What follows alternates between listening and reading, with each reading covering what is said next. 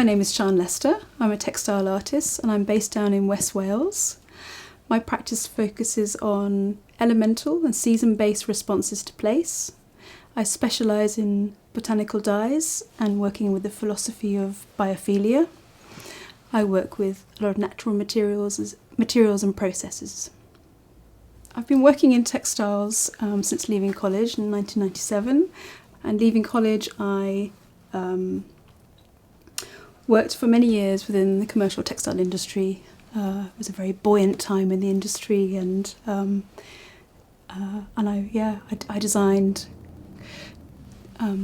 patterns for cloth and weaves within the interior industry. So I returned to study on the MA programme at Swansea College of Art. I took part in the MA Contemporary Dialogues programme, specialising in textiles, which really helped me contextualise all the layers of my practice to date. So it's been a really enriching experience. My practice has changed and evolved immensely in the last 10 years, coming from a very sort of commercial background with my textile designing, and now, in these last few years, adopting a very sustainable, conscious approach to how I work. I'm very drawn to textiles. They're very familiar and evocative, and I feel both textiles and clay, which is something I have intertwined into my practice recently, have many parallels, working with alchemy, and both have very porous and very fluid processes, and that's what draws me. It's the materiality of those processes that takes place. My inspirations come from being in nature, watching the seasons and the natural rhythms unfold, and those observations come from being out, walking within my environment. I'm very interested in inherited and foraged and found materials. And working and dyeing with plant materials, there's a very immersive, intimate, tactile connection to not just the materials I'm working with, but those plants as well. I spent my childhood going between Wales and Malaysia, and always surrounded by sort of very lush green environments. And I feel very present when I'm in that kind of environment with plants around me. So I think it's a very intuitive process of being drawn to those materials that I work with. So that gives me, just being outside gives me lots of inspiration. And I suppose there's the motivation behind that comes from what I feel when I'm in that environment, and it gives me a real sense of being very present, watching the seasons change and alter, and all those tiny little details. That gives me the motivation to keep wanting to observe every season and every episode, and within each episode then I dye cloth to reflect that.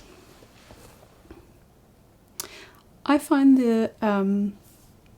this process of dyeing with plants very exciting because of the sort of the unexpected nature of experimenting with, trying different plants. It's quite compulsive.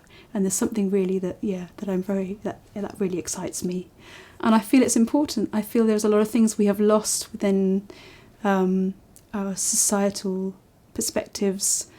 That there's a lot of disconnection with nature.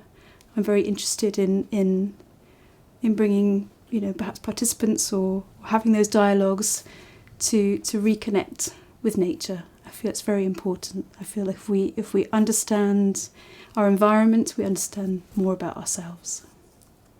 My environment in my studio plays a really strong part in gathering my thoughts. I love plants. I grow a lot of plants, and so I'm surrounded by them, and I love tending to plants and sharing plants, rooting plants and giving them to people.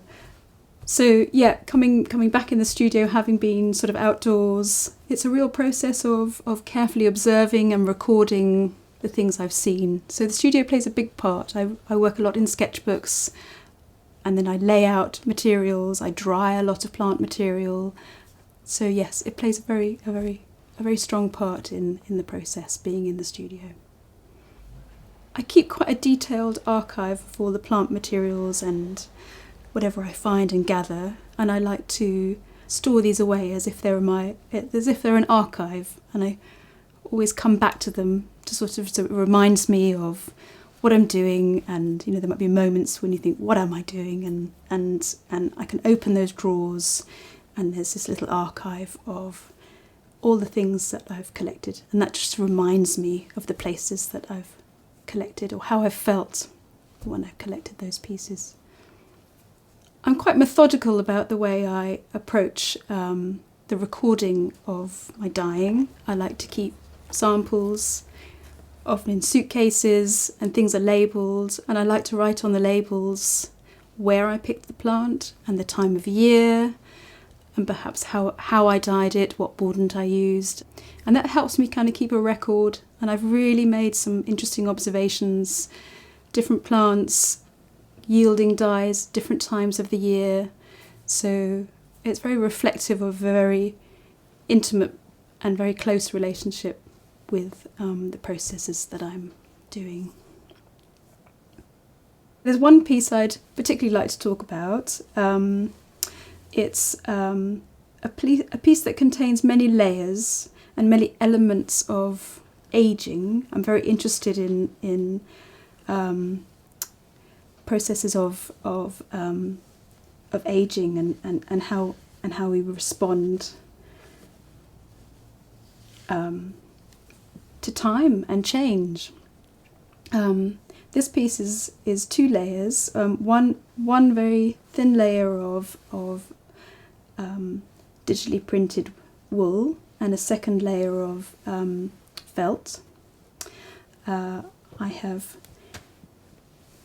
taken photographs of dried plant matter and diffused those images, so they're quite abstracted and a little bit mysterious. And I've built up the layers, and I'm very interested in folded cloth to reflect the unfolding and refolding of time and the seasons that my work is very much based on. My practice has changed and shifted over the years between analogue and digital. I started leaving college painting all my designs by hand, and then shifted to a more digital approach with my designing. It does seem a little bit of a contrast to my very natural approach with working with plants. But because I take a lot of photographs, and now most processes with photography are digital, and then there's the opportunity to print fabric digitally, which I feel is quite sustainable. You can choose to print a metre of cloth. You don't have to do large quantities of printing, so you can be very selective about what you're printing. So I feel that that's a very sustainable approach. So I guess it comes from that photography and capturing an image, capturing a moment in time before that plant material disintegrates, and that's what I'm trying to capture within these textile pieces. And they're very fragile, and I feel that relationship between analogue and digital is very contentious and very fragile as well. And I feel we need to grasp a better balance between our digital world and hand-done, appreciating the hand-done approaches. I've created a sort of a more happy balance between working digitally and working by hand. And I think that feeling of working by hand has just taken me that step closer to being more embodied with my practice and the processes that the raw materials that I'm working with. I've managed to sustain my practice by being quite determined to remain an artist and a designer. I've taken on many very varied projects, some very commercial, some more fine art textiles, and a lot of work has come through, word of mouth, and I'm meeting different people who perhaps share an affinity with, and I feel that's where some good things come when you have those connections. I'd like to develop my practice to involve more collaboration, perhaps with other natural dye artists. I'd like to continue to extend my colour palette, working with plants, extracting colour from plants, and I'd really like to upscale my work. A lot of my work has been quite small and intimate, which has been really beautiful. However, I'd really love to try to sort of, extract a few pieces from those collections and try to enlarge them and see if that scale works. Some of my career highlights have happened, I suppose, travelling to international natural dye conferences, meeting people who I share a very strong affinity with, and feeling that sense of knowing who I am, knowing what I'm doing, and where I fit and belong. And I feel a great sense of contentment when working and sharing my skills on collaborative or community-based projects. It gives me a great sense of satisfaction, and I guess that's a real highlight, seeing people going away, using those skills and continuing the dialogues around our relationship with our environment.